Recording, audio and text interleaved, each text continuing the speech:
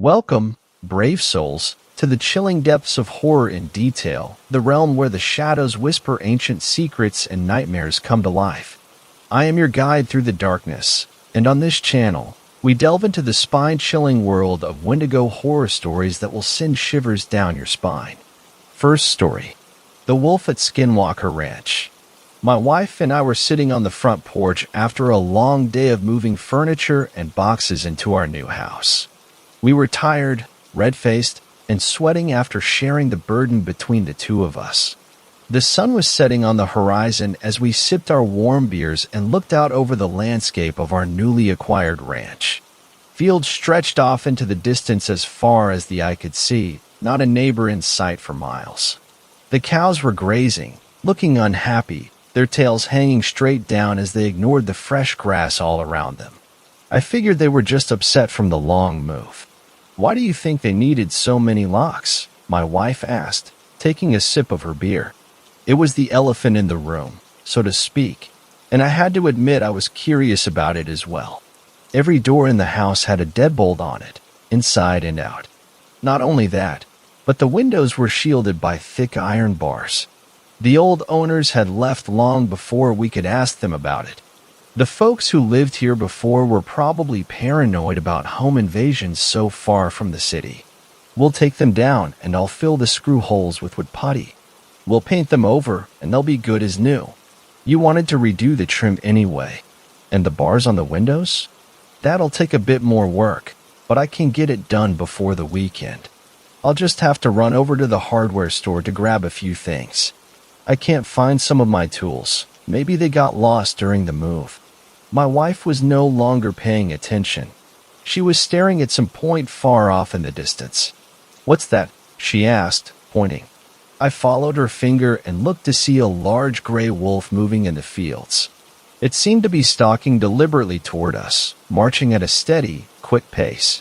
It came to a fence and did the strangest thing. Instead of leaping over it or burrowing under it, as I'd expected, it stood up on two legs like a person, grasped the loose corner of the wire fencing, and pulled it up, ducking between the strands and stepping through, one leg after the other. It was exactly how I would have done it. Once it was on the other side, it went back on four legs and started its progress toward us again. Then it looked up and saw us staring at it. The gray wolf stayed still for a few seconds, then disappeared in the tall grass suddenly. It was just gone. It didn't dive into the grass or duck down. It was there, and then a moment later it was just gone, vanished in the blink of an eye. The two of us sat uneasily on the porch, and I stood up to look in the distance, trying to spot the creature. But it was nowhere to be found. "I'm going inside. You should come too," my wife said, sounding nervous. We went in and locked the doors at the front and back of the house. The bars stayed on the windows after that, and my wife didn't mention the deadbolts on the doors in the house again either. The two of us went to bed that night with little talk between us, a big difference from the ecstatic chatter that had been the norm all day prior to the event with the wolf. Or whatever that thing was. I got the feeling wolf was not quite the right word. That night something else even more disturbing happened to us both. I woke up in the early hours of the morning, around 3:30 a.m. according to the bedside alarm clock.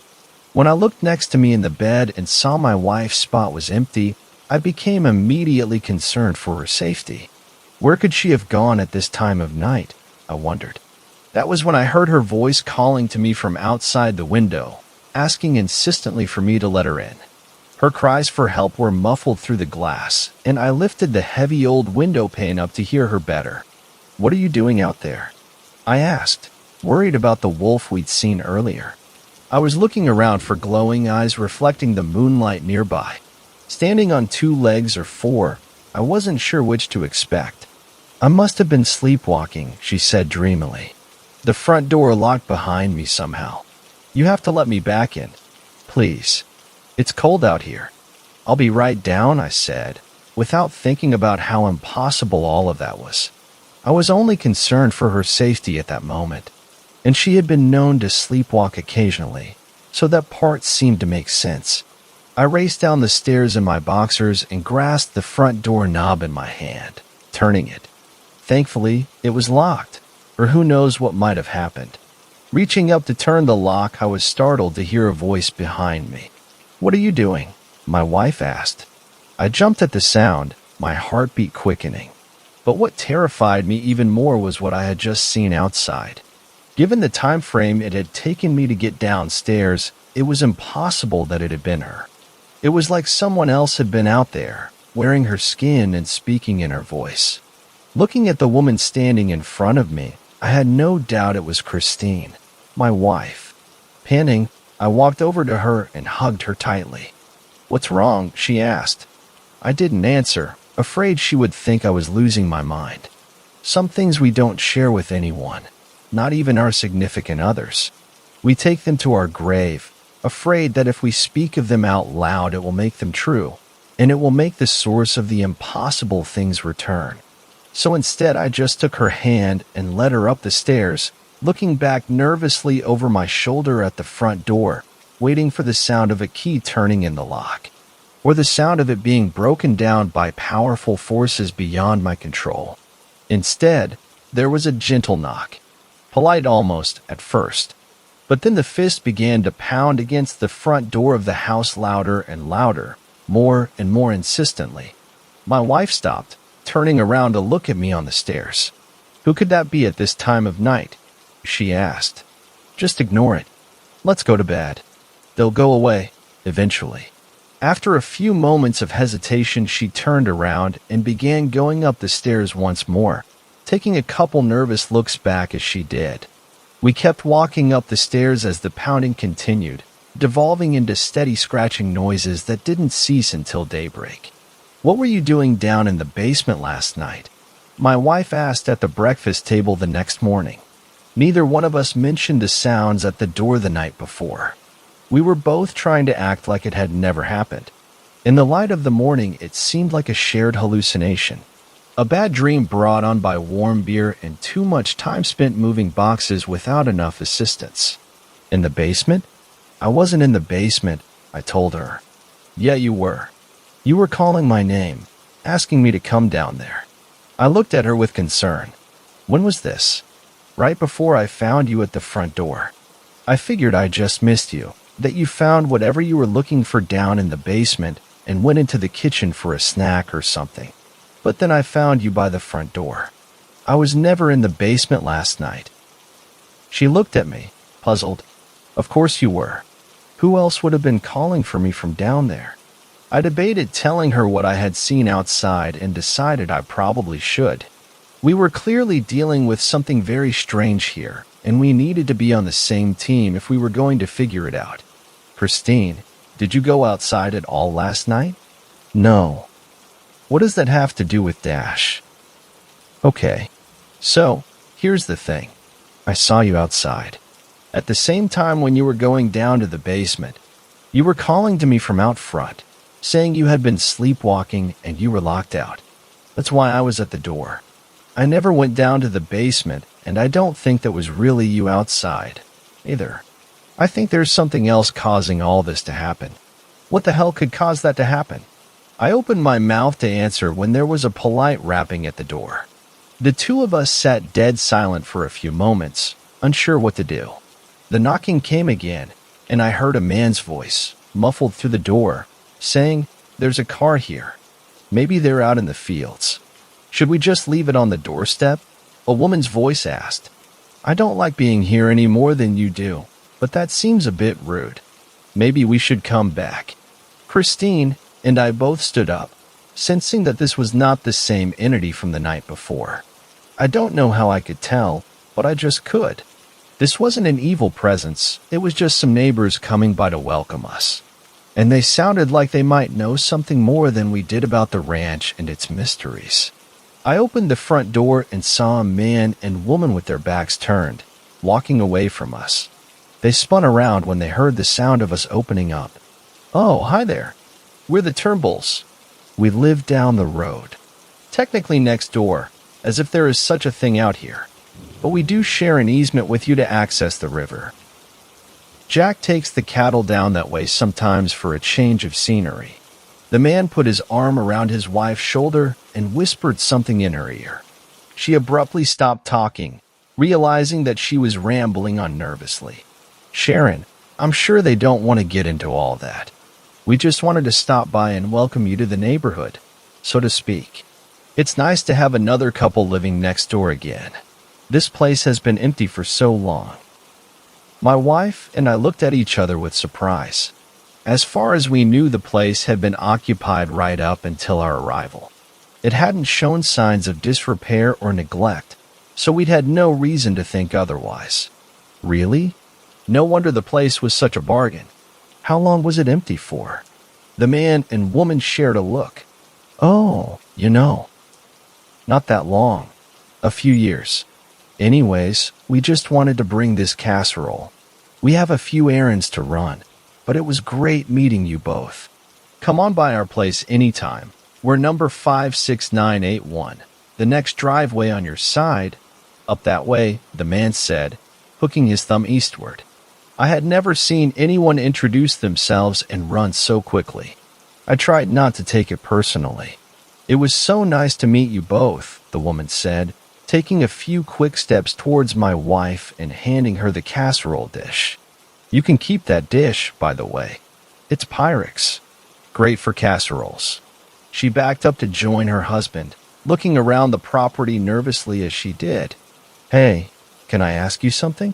The two of them looked ready to run back to their car, but they stopped and nodded, shifting on their feet anxiously and waiting for me to speak. Have you ever seen anything? How should I put this? There's been a couple weird occurrences since we moved in, and I was just wondering if you could tell us anything? Is this place haunted? Is that why it was so cheap? I can tell you guys are nervous. Just give us something to work with.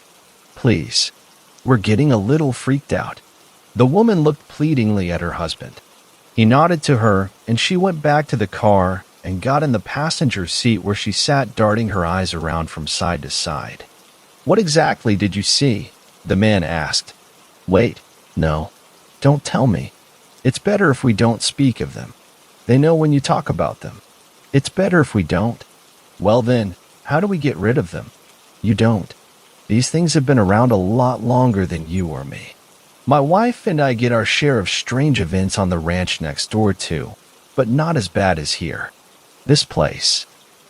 Well, there's something here that makes it special. And not in a good way, I'm sorry to say. I'd tell you more, but it would only make things worse. It always does. There was a sound of knuckles rapping against the glass, and I looked to see his wife banging on the car window, looking with wide eyes at us and pointing into the distance, towards the fields. My eyes followed where she was pointing, and I looked to see the large gray wolf was back. And it was moving towards us again. I told you, we're not meant to speak of them. I need to go. The two of you should decide soon if you want to stay. This place will change you, and it will take things from you.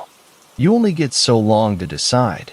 If you wait to see what the changes will be, it will already be too late. Trust me. With that, he turned away and went back to his car. He started the engine and drove off much quicker than I would have thought, safe on the dirt driveway, swerving and leaving a cloud of dust hanging in the air around us, obstructing my view for a few seconds. When I turned around again, the wolf was much, much closer. It was about 50 yards away and closing in fast. It was looking at me intently.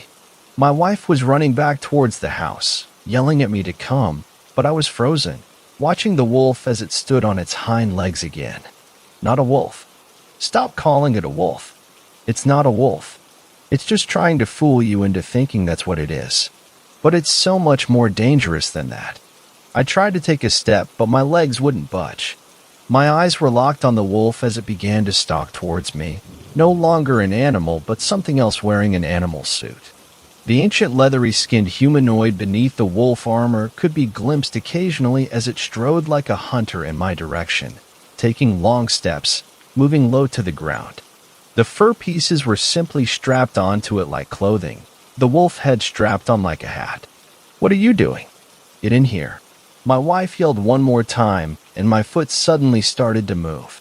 As soon as it did, I found I was unfrozen and finally able to start running, and not a second too soon. The house was close, but the thing was fast.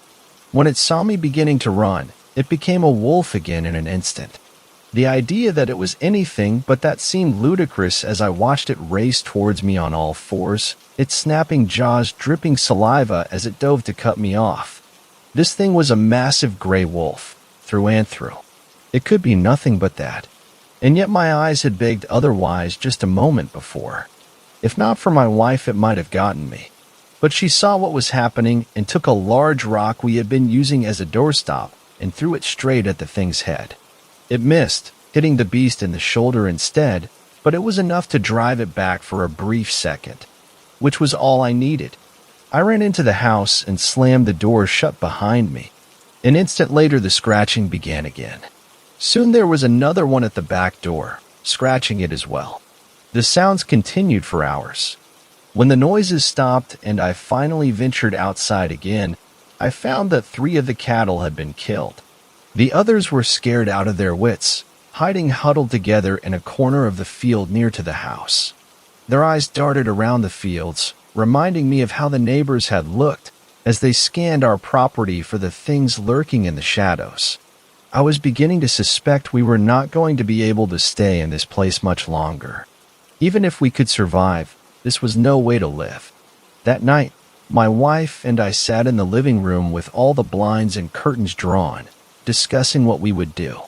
The house wouldn't sell quickly, that much was obvious based on the neighbors' statements. The 2 of us decided we would leave in the morning, regardless. We would stay in a motel until we found an apartment to rent, sacrificing all of our investment in the house. Even if we put it up for sale again, it would be a long time before we made any portion of our money back. But it was too dangerous and too terrifying to stay. "I'm going to bed," my wife said, looking tired. "Come upstairs soon, okay? I don't want to be alone." "I'll be up in a minute," I told her. "I just want to grab a glass of water." She nodded sleepily and went up the stairs slowly, looking depressed. We had dreamed about this move for so long, and now it was all coming to ruins. I felt sad about it too. I went into the kitchen and poured a glass of water. After drinking it down in one long gulp, I decided I needed another. It had been a long day, and I'd been too distracted to drink anything. A noise came from upstairs, a scraping sound like claws. Setting down the glass, I turned around and listened closely. "Christine?" She didn't reply. I took a few steps across the linoleum floor of the kitchen before calling out again. Once again, there was no answer. By the time I got to the bottom of the stairs, my heart was pounding so fast and hard I felt like it would beat right out of my chest. I opened my mouth to call her name one more time when I saw it. The wolf that wasn't a wolf strode on 2 legs across the gap at the top of the stairs, then disappeared around the corner, heading towards my wife. It was so quick that I thought for a moment I could have imagined it. Just a gray blur that was gone in an instant. If not for the fact that it looked down the stairs at me and smiled, its long canines gleaming in the light. Its eyes were pure blackness. I ran up the stairs as fast as I could, terrified of what it would do to her. When I got to the 2nd floor, I looked down the hall to see all of the doors were closed. It was as if the whole thing had really been just my imagination. Taking an unsteady step towards the bedroom, my heartbeat did not slow down even slightly. My hand was shaking as I reached for the doorknob, turning it and entering the master bedroom. I entered hesitantly, finding the room dark and my wife asleep in bed. Part of me wanted to wake her up, but for some reason I didn't. "It will be fine. Just go to bed," my irrational thoughts said. My pounding heart began to slow and my eyelids grew heavy. "This is fine," my mind told me. "Everything is fine. Just go to sleep now." Trying not to think of what I had seen just moments before, I climbed into bed, getting in next to my wife and shivering while my body warmed up beneath the sheets. There was a soft sound of padding footsteps outside the bedroom door. Scratch, scratch, scratch. Something wants to get inside the bedroom, and a strange, foreign voice in my mind is telling me to let it in. I think. My woods are haunted? Almost 3 years ago, I moved into a quaint little farmhouse that sits on about 15 acres of land. The house was built in the early 80s and is quite active for spirits, leading me to believe it is some form of portal between the mortal realm and the dead. Most of this property is wooded, and it is quite beautiful. However, in the woods, a little bit off the trail used for hunting, there's a building that is a shed or cottage of sorts. This building looks old, older than the house, built maybe a decade prior. There is nothing particularly odd or unsettling about it at first glance, but if I walked between 5 to 10 feet of it, I got dizzy spells and started feeling very faint, even passing out a couple times. For that reason, I would never go in the wooded area alone, out of fear I might pass out and nobody find me. One night about 8 months ago, I was in the wooded area with a friend, and I saw somebody circling the building. I looked to my friend and pointed to the person, asking them who it was. My friend looked at me puzzled and told me that there was nobody there. This chilled me to the core, because I know I can see otherworldly beings, such as ghosts and demonic entities, but they don't usually look just as solid as you and me. Normally they have a slight glow and transparency to them, but this one didn't. I grabbed my friend and ran out of the woods, panicked. We didn't go in the woods the rest of the time they were at my home. A couple days later, however, I decided to venture into the woods to investigate the being. It was around midnight, so it was quite dark outside. I went to where the building was, and there she was. I'm not quite sure who she is, but she stands between the height of 5 feet 10 inches and 6. She had silky black hair that stopped around her hips. She was unnaturally pale and wore a dress or nightgown that went down to her ankles. She seemed to be calling out for a child. I got a little unsettled, because the name she was calling out was the nickname I've had since my toddler years.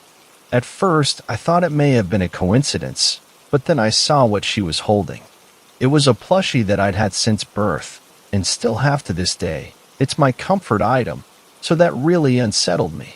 I mustered up courage to say hello to her, and she just stared at me, blankly. I then made the very stupid mistake of stepping too close to the building, being about 7 or 8 feet away from it. It was as if she had gained a conscience, and she lunged for me. I had never been so scared in my life. I bolted out of the woods in a panic, gaining multiple scars on my arms and face from tearing through the area blindly. As I reached the clearing and got out of the wooded area, I turned around heavy breathing and bleeding from cuts and scrapes. She stood there at the tree line and then just vanished. It was as if she'd not been there at all. I moved out of the house about 2 months ago, but even the mere thought of seeing that thing again sends a wave of chills and dizzy spells throughout me. Third story. Something is replacing the animals on my farm. I'm my husband Ralph, 73M, and I, 71F, on a relatively small property in the country that we use to raise sheep. It's not much, but we bought it together around 50 years ago and have worked it ever since. Even in our relatively old age, we still keep up the work, though with an admittedly smaller flock. All our children have left since none of them were particularly keen on taking over the business, but that suits Ralph and I just fine since we would prefer a quieter life with our 3 sheepdogs. However, things started going wrong a few months ago. It started with a rat. We've always dealt with the stupid things running around the farm. They come from the woods for the feed, you see. But this winter it was especially bad. Our traps would be full daily, and we were getting sick of replacing them. It was a full infestation, that worst I'd ever seen. One night, Ralph and I lay in bed, tired after a long day of work when I looked up to see a rat on the mantel. Nothing unusual, of course, but still not something you'd like in your bedroom. But this thing was different. It wasn't right. Seeing the look on Ralph's face, I knew he was thinking the same thing. It was hard to describe what was wrong with it. I guess the closest word would be Mishapin. It was wrong, with lumps in places that shouldn't have lumps and bulbous eyes that glowed with malcontent. It was bent and broken as if its bones had been twisted and mangled, but there was no sign of injury. Ralph got out of bed fast, grabbing the gun he kept under his pillow. He aimed at the creature, and it scurried away as he fired. I would have usually scolded him for using the gun, as I've never been a fan of firearms, but in this case I was too shocked to speak. I wasn't sure what I had just seen, but the image of its broken and bent body stuck in my brain and stopped me from sleeping the rest of the night. The next 2 nights passed without incident, but in the early hours of the third day Ralph came into my room carrying a large box. And it was the remains of one of the rats. It was another broken one, like we saw the previous night. This time, however, it was different. The eye sockets still bulged with eyes too big for its body, but the skull looked more or less normal, except for a single bone sticking up out of the back of the head. When I asked Ralph about it, he said he hadn't noticed until now, but these were human eyes. At this I gagged, and told him he was being ridiculous, and it must have just been a few weirdly shaped rats. He left the room without a word. I knew better than to ask what he'd do with the body. Days passed and more of the rats appeared broken until the number of normal rats dwindled in comparison. Our dogs were no help, as they refused to even go near the things. By this point we became used to seeing them, but at those eyes still creeped me out. Ralph was right.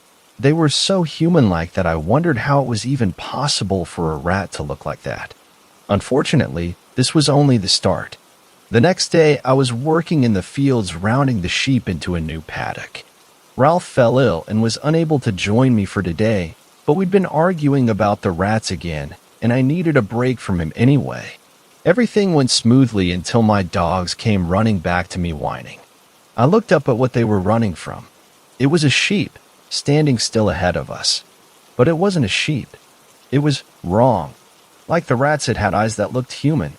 It was again bent and broken, like a distorted image.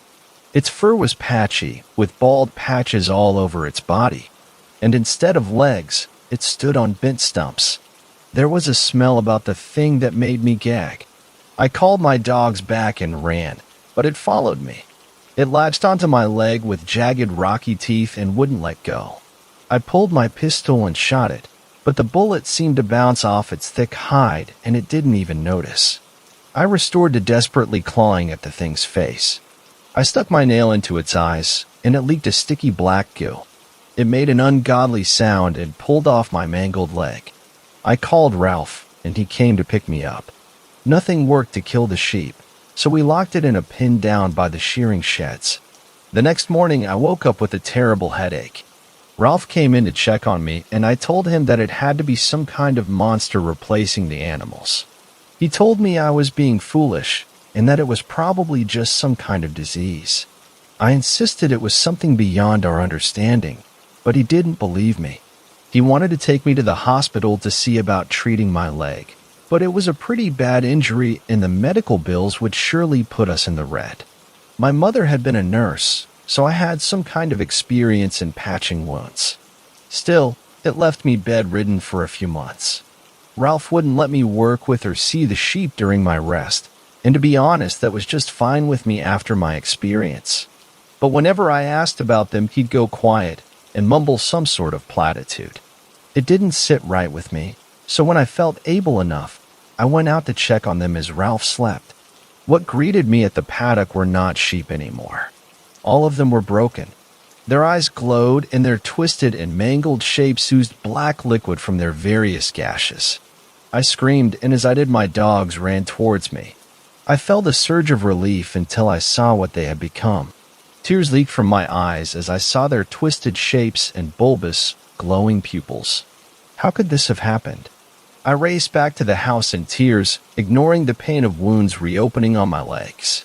I took the gun from under the pillow and rushed to the paddock after waking Ralph. As I left the house, my dogs came up to me. They whimpered and barked as they approached. I raised the gun to shoot them, but I couldn't bring myself to.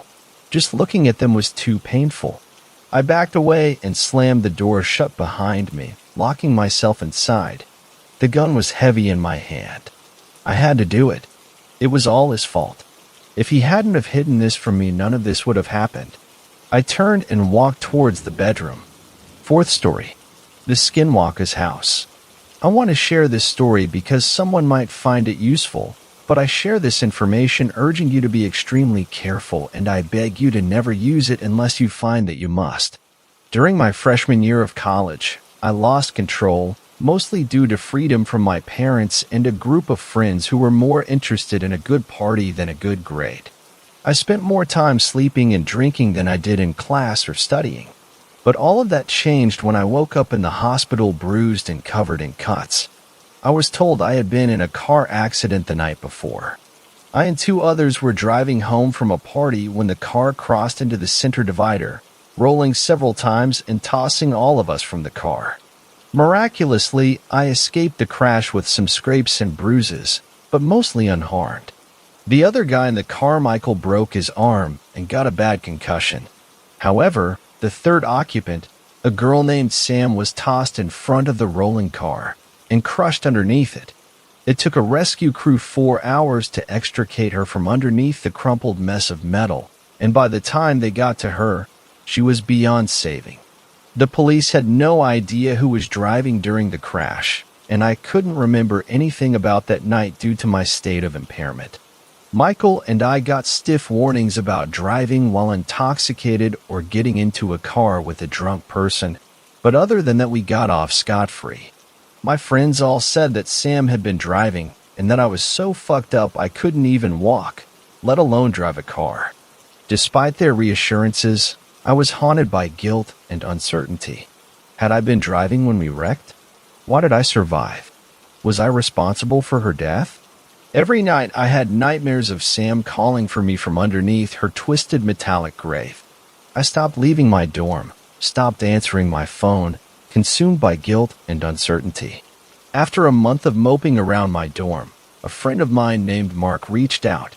We talked for hours about my uncertainty and how I would never get answers. In response, he told me about the legend of the Skinwalker's house, a ramshackle green shack right off of Highway 380. Here a person could meet with the ancient beings and make deals and bargain, including asking questions that otherwise could not be answered. At first, I was incredulous. I thought Mark was fucking with me, trying to play a sick prank. But I was desperate to know, so I talked to some friends who had grown up on a nearby reservation. One of them put me in touch with a tribal elder named Richard, and after a few emails and lying about doing a research project, Richard told me about summoning a skinwalker, which the Navajo call Unaldushii. When we first spoke, Richard was hesitant to talk about the subject. But after repeated calls and a face-to-face meeting, Richard explained the ritual to summon a skinwalker. As we finished our conversation, Richard warned me that when one makes a bargain with a witch, the witch always takes something in return. I will give you the same warning that Richard gave me. Unaldushii is not to be summoned or questioned on a whim. Please do not summon a skinwalker unless you are ready to accept the consequences of your actions. If you decide to disregard my warning, you will need the pelt of a coyote, for animal fat candles, a rosary that has been blessed by a priest, a liter of animal blood, and a crow's feather. Skinwalkers are most active right after sundown when there is a storm coming in from the southeast. The house where you can meet them is between mile marker 13 and 14. It's not hard to find. It took 3 months to find everything and for the perfect weather system to arrive. Mark and I drove together to the house around 5, just as the sun began to sink underneath the Magdalenas.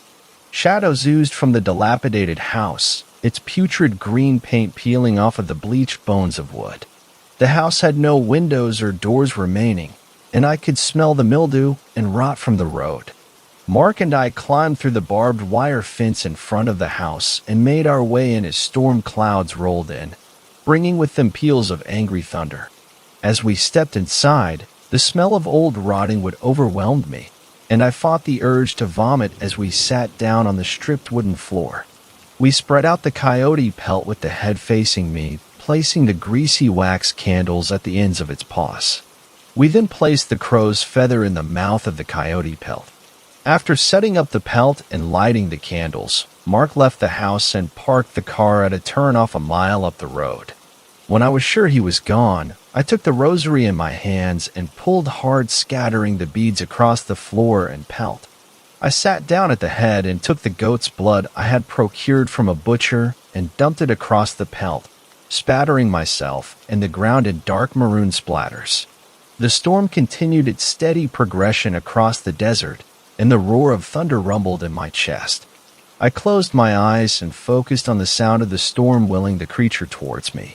I was lost deep in my focus when I heard it, a wolf's howl mixed with the screams of a woman, a horrible cacophony of animal and man swirling together. I opened my eyes to see the house wreathed in fog, the supernatural mist surrounding the house but not permeating the structure itself. I heard a deep guttural chant coming from behind me as the creature approached the dilapidated wooden structure. Then came the footsteps. Heavy padding steps crunched against the gravel behind me, quickly followed by the creak of wood as it stepped into the house. Its hot breath stung at the back of my neck as it sniffed me before circling in front of me. It had taken the form of a huge gray wolf, far bigger than even myself. The legs were too long and spindly, the hide patchy and balding, and its ears were short and tattered.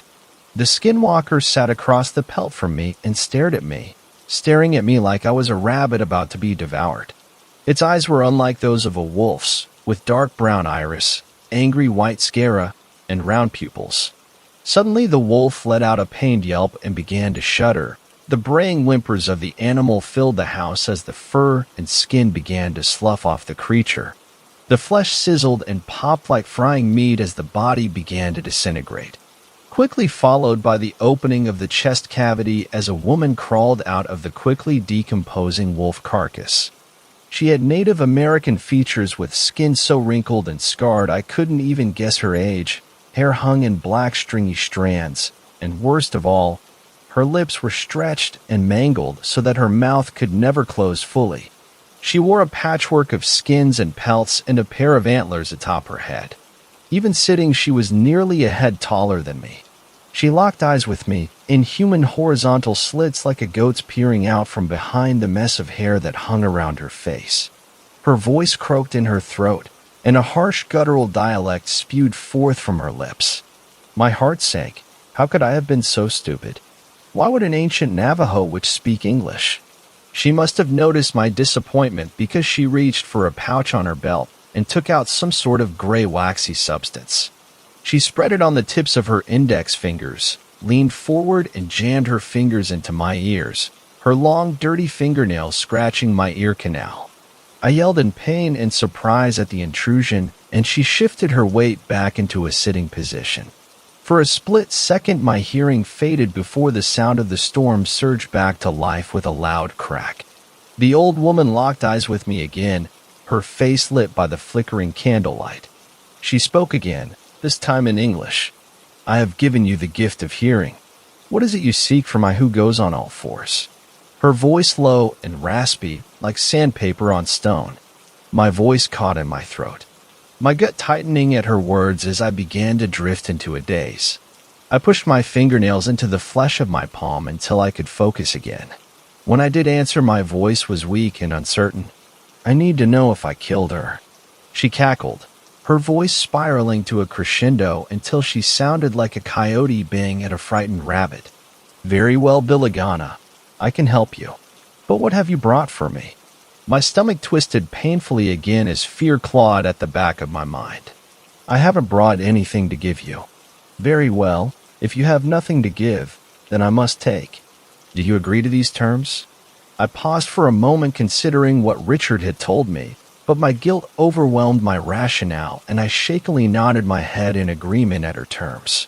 The skinwalker smiled at this, revealing rows of miscellaneous teeth in her cavernous, distorted mouth.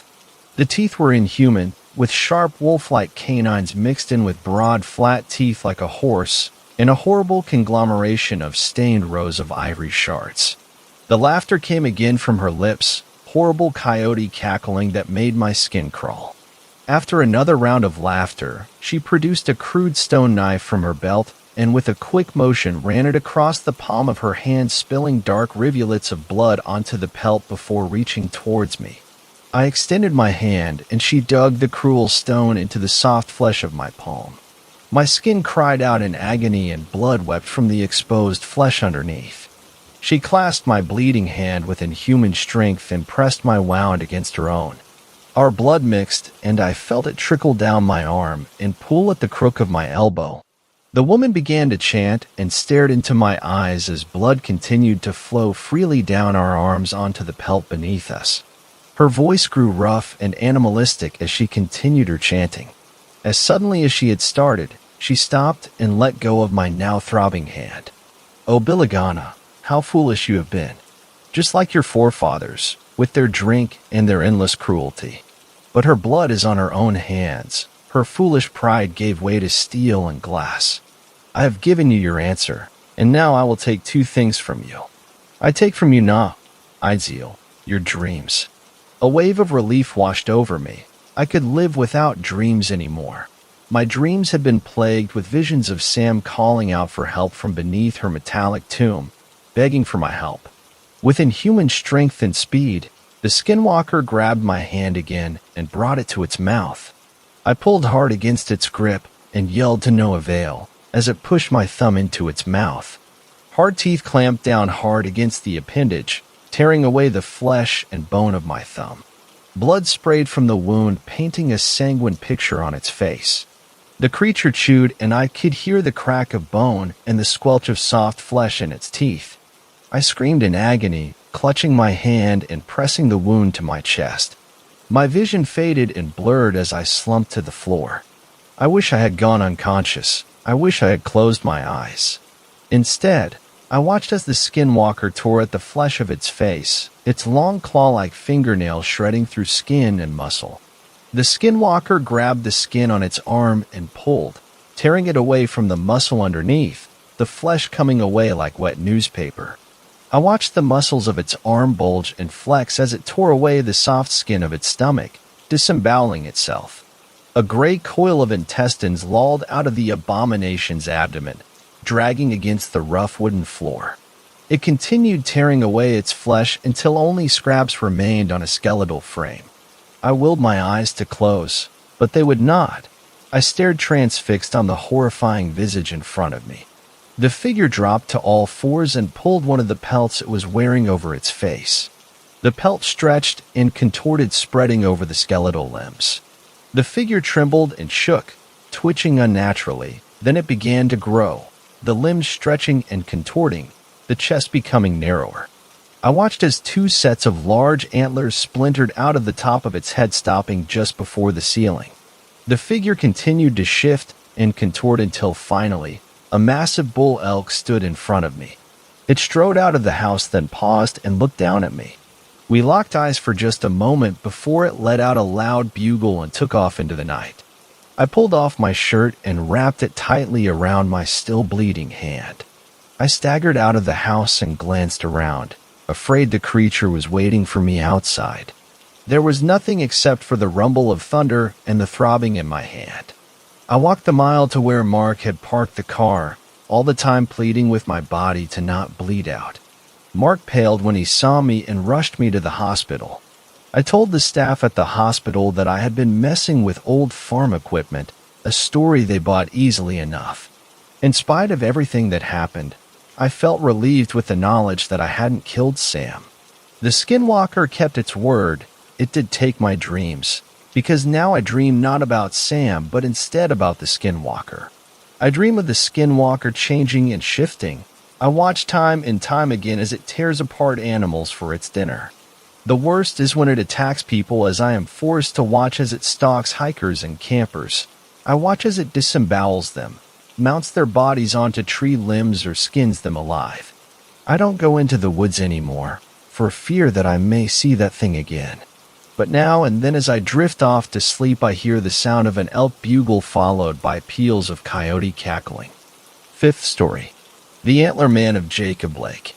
My parents love going to the lake. They love the calm and quiet, the gentle rocking of their small inflatable boat, the taste of freshly grilled fish they caught earlier in the day. I think it's completely boring. Fishing is, probably the dullest thing I've ever had the displeasure to be a part of. From the time I could read until I was old enough to stay at home alone on long weekends, I would bring books and portable video games on our trips to the lake. I love my parents and I legitimately enjoyed eating trout, but 2 or 3 days of quiet reflection doesn't recharge my batteries like it does theirs. To be fair, I have other reasons for hating the lake. For one, I have much fairer skin than my parents, so I burn easily. If left uncovered for a few hours, my forearms can easily be mistaken for high-quality lobster tails. For two, I almost died there when I was 3 years old. When you launch a boat from a trailer, you back your truck down a concrete ramp. The trailer sinks, the boat floats. You turn off your truck and put the parking brake on so it doesn't roll into the water, then push your boat to a side of the lake where it can be moored until you park. My father knows all this. He's a master at boats, or boating, or whatever. Somehow, the parking brake failed to engage that day. Also somehow, the transmission slipped out of park and into neutral. Dad was mooring the boat at this time, so he was out of the way.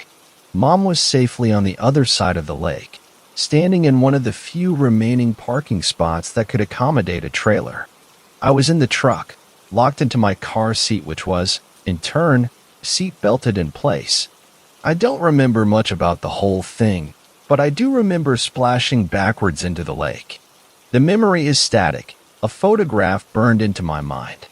Maybe that's how memory works when you're a little kid. Who knows? I'm looking out the front of the truck, white squalls of angry water erupting on either side. Globs of clear water hang in front of me, reflecting an upside-down image of the world. Beyond that, I see trees, sky, the roofs of other cars, and the antler man. I can make out the deep black, negative space of his bust and antlers through the front window of the truck. I can see his whole shadowy outline and the orbs of lake water suspended over my head. My next memory is of murk enveloping me as the truck and trailer disturbed the lake bed. My dad swam down to the truck after me while my mom called the police. My dad says he found my car seat empty. When the sheriff's deputy, Yazzie, pulled the truck out of the lake with his winch, the seat was gone, too. Some campers found me an hour later, sitting on a fallen pine tree in the forest and talking to myself. Yazzie thought my car seat had been dislodged because it was buoyant enough to float. I must have floated further into the lake where someone else found me and I ran off to find my parents. But my dad insists the car seat was in the truck. Yazzie and my dad, who became good friends after that day, still have debates about it over beer. Though that was the first time I saw the antler man, it wasn't the last. I knew enough to stay quiet about what I saw, though, lest someone in my family think I was crazy. If they thought I was crazy, they wouldn't leave me alone on weekend, and then, my God, I would have to go to the lake and enjoy the tranquility of nature. As I got older, I wondered how long I had been under the water. Was it long enough to cause brain damage? Was the inky void of the antler man a tear in my retina, a dead spot in my optic nerve, or an aneurysm in my visual cortex? I assumed it was. It was safer than any other explanation, and I had to assume a shrink visit would be about as fun as the lake. I stayed quiet, researching medical causes here and there throughout high school and college. Over the holidays, my grandparents invited my whole family to his large ranch house up near, guess fucking what, the lake. They usually do their own thing up there and drive down to see my dad and my uncle right around Thanksgiving and Christmas. In the whole time I've been alive, I think I've been to their house once before. They're super nice and generous people, so it's not like they're hermits. I've wondered if they were hoarders or in a triad relationship with a Grey's Anatomy-ish doctor and were ashamed to let anyone find out. While everyone was busy cooking one afternoon, cooking is just another house in the neighborhood of boring, neighbor to fishing, I quietly backed away to check out the house. While I was looking for a secret McDreamy in the shower or a room filled with old issues of GQ, a painting hanging in the hallway put an end to the search. It was a landscape painted with a deft enough hand that I could place some of the landmarks in the far background. An ancient adobe building hidden in the overhang of a wind-eroded cave filled the foreground. It reminded me of a smaller Montezuma's castle, though the mud used in construction must have come from somewhere near Sedona. It was a bright, pinkish red. What caught my eye, though, what completely ended the snoop session through my grandparents' house, was the shadow lurking in the corner of the painting, ebony spires jutting wildly from his head. Antler Man. I've always loved that view, Rachel, came the voice from behind me. I was too frozen to jump. Slowly, Grandpa walked around my side and appeared in the periphery of my vision. What's the matter, Wretch? See something you didn't like? I turned to look at him and tried to force a smile that didn't say, "You scared the shit out of me." Or, he continued contemplatively, "Maybe you saw something that didn't like you?" My relationship with my grandfather had always been good, but, for the first time, I felt uneasy next to him. He smiled, and I couldn't tell whether the mirth concealed within was genuine. "Come on, kiddo. Dinner's almost ready." He clasped a hand on my shoulder as he walked away from me. "And Rachel," he added before passing out of the room, "I know you haven't visited our home very much. Please know that every door is open to you." He turned to walk away. "But remember that no one can close a door that doesn't want to be shut." I don't know where the line between thinking and dreaming was drawn. To be honest, I think it was a shifting line in the sand, blown by gusts that didn't care what I thought was real. I do know that I lay in bed that night wondering what door he might have meant. My half-dreaming mind had settled on the office in the back of the house, if for no other reason than the fact that I'd never seen it opened. I would occasionally watch the digital clock. 2:01, 2:03, 2:10, 13, 19. I slept for some of that time, but I couldn't rest. When I finally took off the covers, I found that I was damp from head to toe. The night was chilly enough so that I had never expected to sweat, but here it was. It didn't feel like sweat. It was almost. I got out of bed and started creeping through the house. I had to share a room with both my parents, so sneaking out as quietly as possible reminded me of being 16 again and trying to establish myself as cool. That had never really worked out, but not for a lack of trying. I was driven by the same feeling now. The brisk night air chilled me and left me feeling vulnerable as I snuck from room to room in only a t-shirt and shorts. I hadn't noticed how long the walk was to my grandfather's study, or how many open spaces there were in the empty house. I wondered if I should have brought my phone. My empty hands felt helpless. As I approached the door, new thoughts flew into my head, almost as though another person were sending them. Will the door be unlocked? What then? Will I have to sneak outside to crawl in through the window? You know that's crazy, right, Rachel? You realize that you're acting insane? I peeked around the corner at the doorframe. It was outlined in a faint, blue light. I reached out to grab the doorknob, but found that it was already open a crack. I pushed it forward. It creaked. The room was a collection of the weirdest shit you can imagine, most completely obscured by darkness. The light was very weak. I had no idea of its source. One shelf was filled with an unholy collection of things that shouldn't have been floating in formaldehyde. The chainsaw dangling from the ceiling was unnecessary. Why was there an IV bag on a metal stand? Surely forks should not be moving of their own accord. How much of this was real? The only thing I knew for certain did exist stood in the middle of the room. The rest may have been dreams or memories, but the solitary object sitting on the otherwise empty desk was waiting to be held. It was a 10-point deer skull, picked clean and shining in the weak blue light, and I knew that it had been placed there just for me. The skull was waiting for me to try it on. I stared at the skull for a moment longer, before stepping towards it with hesitant, jerking movements. It wasn't the first time I'd seen a deer skull, but it was the first time I'd been near one that seemed to emanate something. Some kind of animalistic, vibrating power. The closer I got, the stronger the feeling became. My skin tingled as my fingers neared the bony idol and my movements became more confident. This was what I was supposed to do. The skull was going to show me something, I was sure. But, other than a slight static shock, nothing extraordinary happened once I brought the skull down over my own face. Even the blue light seemed to dim a little. I took the skull off and looked at it in disappointment. I jumped about a foot in the air. and almost dropped the skull as a creak came from upstairs. The sounds from the outside world, the normal world, cured me of the skull's trance. I shook my head, trying to free myself of the hazy feeling that had overcome me. Nothing weird was happening. It was just a skull, just a remnant of what used to be whole and alive and pulsing. The upstairs floorboards groaned once again with footsteps. Flushed with embarrassment, I put the skull back down and quietly hurried back upstairs. Sleep came, though it wasn't restful. I dreamed about that day so many years ago, when the truck went into the lake with me inside. The fading light, the familiar murky darkness, the sudden and unnatural silence of the water, and yet, my dream self was completely unperturbed. I even continued to play with my ragged night-night blanket as the truck drifted towards the lake bed. The only sound now was the quiet dripping of water and the creaking of the boat's trailer as it settled into its new home. Movement caught my attention outside the window. The antler man was there, striding across the lake bed swiftly, as if there was no water at all slowing his progress. Puffs of silt trailed behind him. He reached out and touched the window. Automatically, my dream self lifted their pudgy toddler's hand to do the same. The creaking of the car and trailer seemed to grow louder.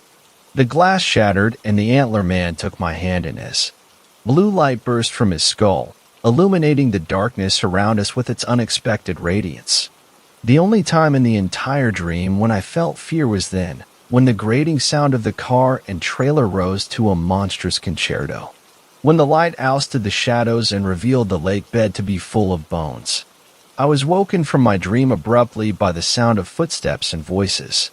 Blinking away my sleep, I recognized the voices as my grandparents. Curiosity won out. Wrapping myself in my blanket, I ventured into the dark house once again. By the time I made it to my grandparents' room and pressed my ear against the door, their conversation had become intense. Not expected to be ready for another year or so, my grandfather protested. "She's ready now." I felt it. He's made the pathway. My grandmother's voice sounded strangely sedate and lilting, like she was dreaming. Or drugged. That isn't possible. All things are possible. I heard a thump. "Please, Alma. Please. I'm not ready for you to go yet," Grandpa pleaded. There was a pause, and my grandmother said warmly, "I would be lying if I said I wanted it to happen this way, Bill. But you know it has to be done." The fight gone from his voice, my grandfather said in resignation, "I'll go wake her up." Then, my veins flooded with electricity and ice when my grandmother replied, "No need. She's outside the door already." There was another pause. "Goodbye, my love." There was the screech of a chair being pulled, followed by a snap. My grandfather let out a soft, choked cry. I couldn't hold back anymore, and threw the door open. Grandma was hanging from a decoratively exposed truss beam, swaying listlessly.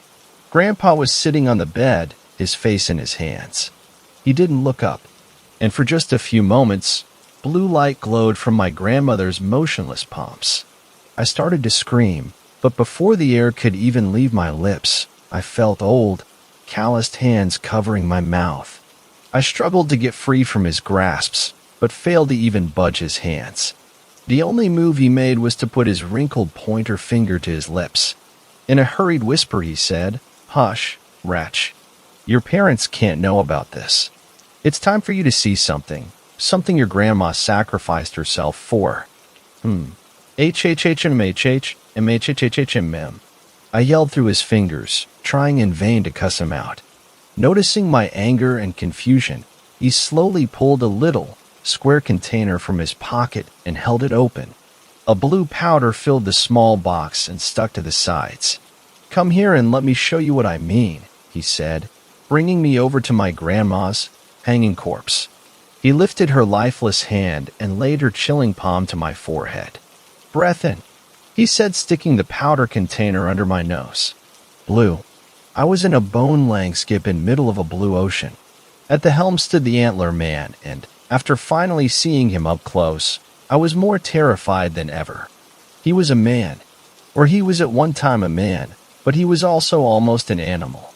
His face was a distorted mess of human skin covered by the flesh and bones of a deer skull, and his large frame was an unholy composition of bones, human skin, and deer pelt. He strode to the boat's railing in only a few steps. Slowly he leaned over the railing and pointed into the murky blue depths. "Bones," he said before walking back to the helm and taking back up his stoic position. I walked to the edge and peered down into the water. The water was dark, but somehow I managed to view the bottom. Just as Antler Man said, there were piles of broken, human, and animal bones lining the bed and making a mosaic of shades of white. The entire bony ground moved up and down in unison like a slumbering giant. I turned back to the man, but only found an empty boat. He was walking on the water away from the boat.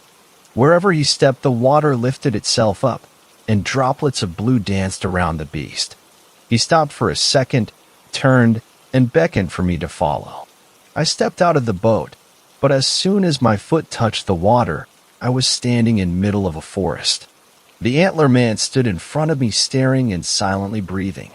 Each silent breath he took, the area around us changed. As slowly as a river eats away at its edges, the changes started to appear. First, the bones started to appear. They started off in few fragments, but soon the ground was nearly covered by them. Then the fragments joined, creating smaller bones, such as toes and fingers. Finally, the bones grew in length till they were skulls and femurs and rib cages.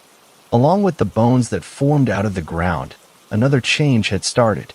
The grass, trees, and plants all started slowly but surely changing from green to blue. The entire forest was an Antler Man paradise. Antler Man lifted his head and gave a screeching cry that nearly deafened me and split my head open like an axe. I fell to my knees and covered my ears and eyes with both hands. I felt the ground beneath me take a change from soft dirt to something harder, more stone-like.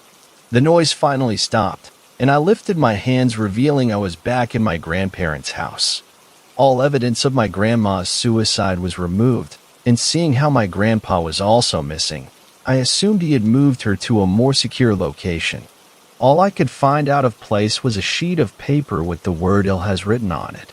As I searched the house, I remember thinking the experience on the boat felt real, and that this, combing the home in a daze with my fear banging on my consciousness's door, demanding futilely to be let in, felt more like the vision. Something about that word on that slip of paper further strengthened my resolve, even in light of what I had seen with Grandma. Like it was a shield, but one great and terrible enough to destroy me if I were to wield it carelessly. When I had finally hit every room in the house, I relaxed. Unfortunately, that meant my head was clear enough to let panic in. That skull I stupidly tried on was gone. My grandmother had killed herself or something. My grandpa didn't even try to stop her. And my parents. The whole thing happened under their noses. Where are they? Are they okay? I had to find them. I passed a window as I headed for the front door and took note of the brilliant colors creeping into the hallway sunrise. At least I knew where they would be. I headed to the lake against my better judgment. A dark stray thought wriggled through a crack in my turmoil as I jogged in the direction of the water. Remember when I thought this place was boring? I physically wiped the smirk from my face as I crested the small hill and saw Mom and Dad. Perfectly all right. Each balanced on one side of the inflatable raft which itself sat on the placid lake. Almost like a painting. Part of me thought that was sweet, a reminder of the good and safe and comforting in this world. But another part icily reminded me I wasn't on the best terms with paintings just then. Okay, Ratch, I told myself. This is a traumatic place for you. Just be chill when you broach the subject. Maybe there's a good explanation for all of this. That felt as stupid a thing to think then as it does now. I jammed my hands into the pockets of my jeans and felt that piece of paper again. Alas, as I neared the water's edge, I drew my arms out again and waved. Mom and Dad didn't see me, engrossed as they were in the exciting sport of sitting there waiting for an animal to do something. I opened my mouth to call to them, but the sound died in my throat when I saw the dull blue glow the bottom of the lake was casting up toward my parents' little boat. The sun continued its ascent, and as its rays touched the water, it was like the lake's own blue light fought and overpowered them. Even so, the sun managed one victory over the lake. I could suddenly see straight through to the bottom. I didn't want to, but I cast my eyes down into its depths.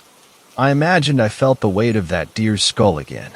Bones, of course, and strange shifting shadows, and ancient-looking symbols carved in wood and dull ivory. They beckoned, swaying. Without thinking, because there's no fucking way I would have done this if I had, I dove in. Being under that water again scared the shit out of me. The cold and eeriness of the whole thing actually puckered me up pretty well, but that's the saying. I swam down as fast as I could, the chill working its way into my muscles, freezing them up like an athlete gone to seed. The shimmering blue light was emanating from a single source, something buried under a thin layer of lakebed grime, and what seemed to be ribcage with ancient matter fur still attached. Though I was underwater and struggling for air, I couldn't stop myself from making a gag face as I brushed away the detritus. The empty sockets of the deer skull from my grandparents' house stared back at me. I hadn't noticed the marking before, but in the center of the forehead, the chakra, third eye, semi-charmed life spot, was a poorly carved Y, the stem of which sprouted above to make it three-pronged. The word "ill" has filled my mind. I noticed the carving now because it shimmered with blue energy like an empty road on a hot day. The light still filtered up through the lake toward my parents' boat, their fishing bobbers dancing lazily on the surface. I had to get it out of there. Like a lame bumper sticker, I grabbed the skull by the horns and, my lungs feeling like fires had been set in every microscopic alveolus, swam upwards. As soon as I touched the skull, the light faded. Had it ever been there? I popped my head out of the lake like a turtle testing its safety, gulped in a few breaths, and swam away from my fishing parents. I climbed out of the lake, failing miserably at not getting part of the muddy bank on my jeans, and wondered what the hell I was doing. I knew I should chuck the skull into the forest and call the local sheriff's office to investigate whatever the fuck had happened with Grandpa. But the antlers felt heavy, powerful. I wouldn't need sheriff's deputies sullying my family's name if I put on the skull and draped myself in its power. I lifted it like a coronation crown. "What in the hell are you doing?" a voice called from behind me. I looked around. So much for calling the sheriff. Deputy Yazzie stood by his SUV. He couldn't have looked more like the confused Jackie Chan meme if he tried. "It's a hat," I said. I was going to make a hat. He still looked confused. "You know us millennials and our, hipster shit." "Yeah, okay. That fits with bringing overalls back, I guess. But, listen, I know we're not on reservation land, but this area is still considered sacred, or whatever. You know old people and their hipster shit. I don't know if I believe it, but my parents would jump out of their walkers and beat me with their canes if they knew someone was disturbing bones in the lake, and I didn't do something about it. Throw that in the back of my truck, and I'll give you a ride back to your grandparents' house so you can get some dry clothes." The weight of the skull seemed to increase like it was trying to root itself to bank of the lake. The word "ill" has rose to my mind again, screaming like an earworm on maximum volume. I handed the skull over and got in, but I could feel it demanding that I stay outside the SUV. The dead eyes stared at me from the back seat as I buckled myself in next to Yazzie. He started the car and pulled onto the isolated road. Once the lake had disappeared in the rearview mirror, he looked me over.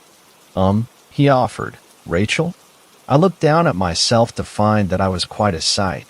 My jeans were covered in mud, one shoe was missing, and my hair was still dripping wet. There was probably seaweed or something tangled in the back, smearing the upholstery. "Yeah," I started, before realizing that he was staring at my hands. My fingers were covered in blood. "You okay?"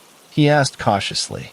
The drying crimson on my hand shone purple for a split second before shining with the same blue light I had seen back at the house.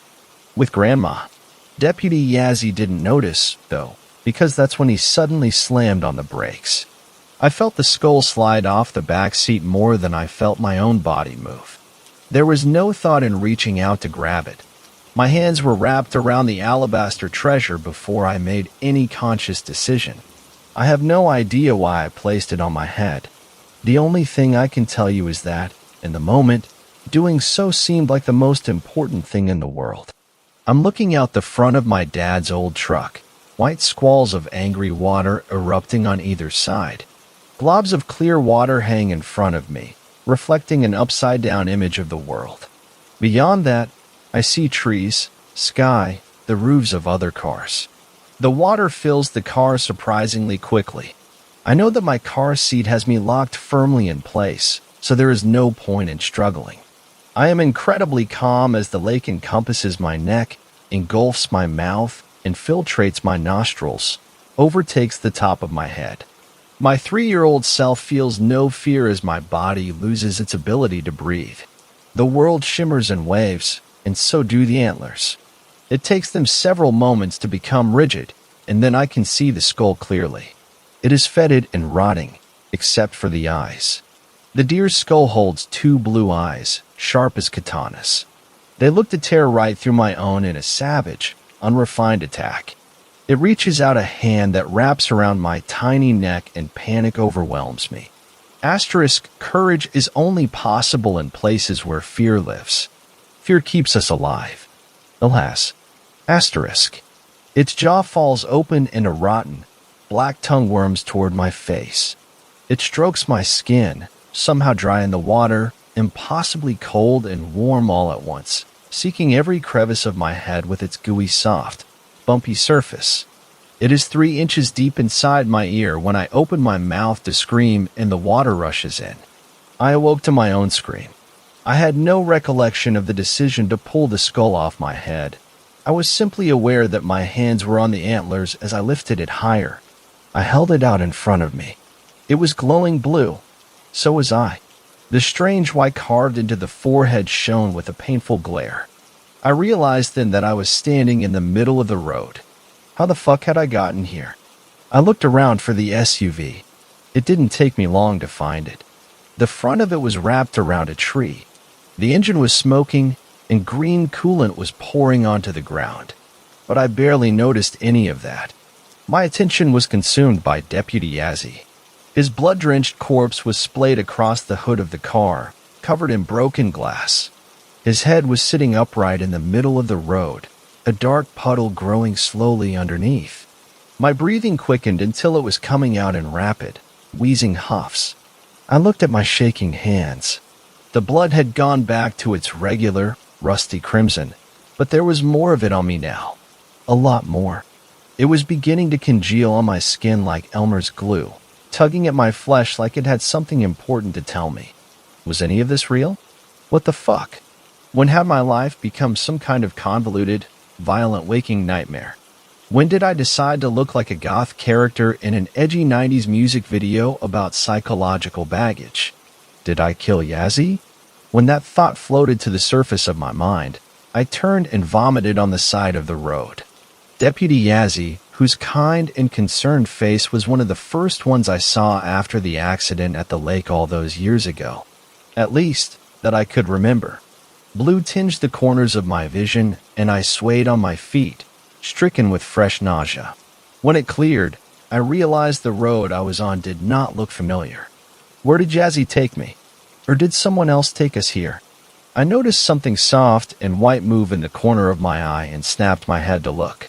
My grandmother, translucent and bright, was floating at the edge of the road. She raised one hand and pointed to my right, down the hill. "Grandma," I cried, "what's going on? Where's Grandpa? What is all this?" My whole body was trembling now.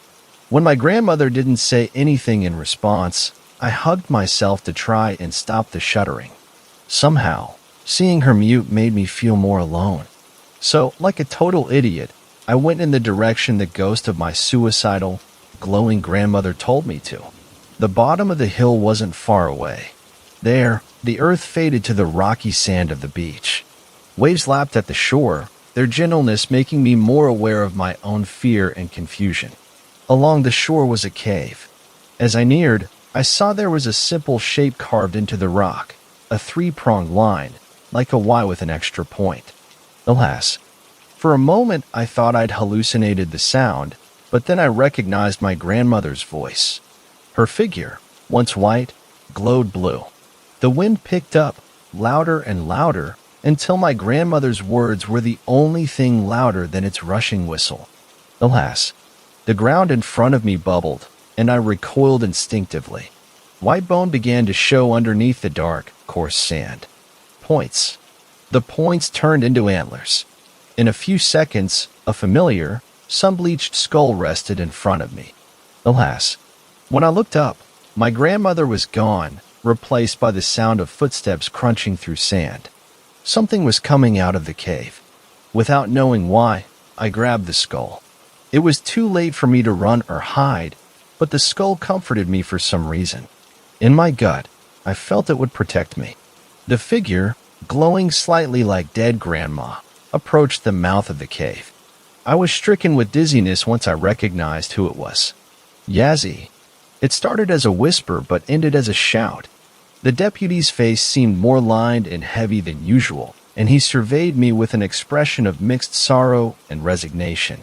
Like my grandmother, he raised an arm and pointed. He wanted me to go inside the cave. The skull vibrated in my hands. The only thing I saw was the cave walls on three sides and a few stalactites hanging from the roof. The ground in the cave was the same as outside, a nice combination of sand and broken shells. Suddenly, the ghost of Yazzie brushed past me and started glowing again. Instead of the normal blue that shone from Antler Man and the deer skull, he glowed a bright shade of red. He touched the back of the cave, which began to burn with a bright light matching his own before sliding open to reveal a deep passage. He formed a large, red tomahawk out of thin air and presented it to me. I had seen the same one once before when I was younger. Surprisingly, it had been at my other grandparents' house. They were both Navajo, and both disliked my mother. Something about bad blood, or how she stole their son, blah, blah, blah. We used to go see them every year, but my mother stopped that tradition when I was about 7 in order to stop their constant bickering and complaining about her. Even though I hadn't seen either grandparent in a while, I still remember what they told me about the tomahawk. I mean, first, it wasn't a tomahawk. There was a different Navajo word for it, but they let it slide when I started saying tomahawk instead of axe. Like Yazzie said, old people and their hipster shit. Anyhow, my Navajo grandparents said it was a family heirloom that had originally been owned by a Hatalii, which is essentially a medicine man if you wanted to get racist about it. He was respected for his leadership in blessing way and enemy way ceremonies to keep the peace and protect his small community. He had a dream about a thunderbird one night after a protection ceremony, an event that signifies a person's need to become a war chief, and constructed the tomahawk. His enemy, however, was not another band of Navajo, a different tribe, or encroaching Europeans. He held off a skinwalker incursion, sacrificing himself for the safety of his community. Or, whatever. I don't remember the whole deal. I reached out and grabbed my ancestor's weapon. As I did, I could feel the pull of the skull telling me not to pick it up. When I held both in either hand, they both glowed brighter. The skull emitting a shimmering blue, the tomahawk a deep red. They began to heat up in my hands like an overtaxed 9-volt battery. I held both and walked into the cavernous room that had been recently unveiled. At once I was hit by the disgustingly sweet and pungently sharp smell of rotten flesh. I looked around trying to find the source. It didn't take long. I was in some kind of burial ground. On every side, small nooks had been carved and skeletons placed. All the corpses were adorned with shells and Navajo symbols. Above each was a Navajo word I couldn't read. Probably it was names for the interred. Drawn on the ground in front of some of the graves was a rounded face with a lightning bolt on the right side. While I always thought it looked like a native David Bowie, it was actually a Navajo folk hero, Monster Slayer. In front of others was a symbol I knew well from childhood, Great Coyote.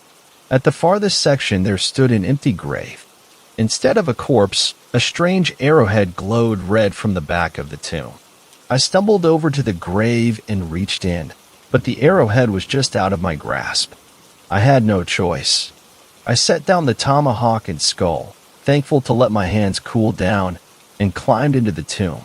It was deeper and darker than it appeared, and the only light I could see was the red glow of the arrowhead in the very back. I finally reached the back pressed against the arrowhead. The carved rock wall moved slightly at my touch. Another hidden door, though partially stuck shut from disuse. I reeled back and slammed my shoulder into the door, sending it flying out of its frame. I was blinded by the sun as the tunnel apparently led to the outside. My eyes took a second to adjust, but when they did, I knew exactly where I was. I stood in front of the adobe cliff dwelling from the painting in my grandparents' house. I had no idea what the fuck was happening, so I decided I might as well explore. I wished I had my camera to take some pictures of the sick ruin so I could post to Insta later. Along the wall that held the door through which I had emerged was a detailed petroglyph. I'd never seen anything like it, even though it was just animals fighting. It felt important, heavy. On one side was a large elk, painted in electric blue. Its face was peeled back, revealing a cleaned, white skull with razor-sharp blue eyes.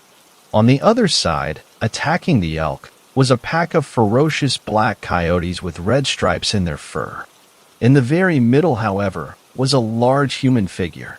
One half of it was blue, and the other half was red. Underneath the figure was the word Billiganaltsoy, which is a sort of derogatory term for yellow-haired person. I rubbed the wall, feeling the grooves and edges of the petroglyph cuts and thinking about the tomahawk, the skull, and my own blonde hair.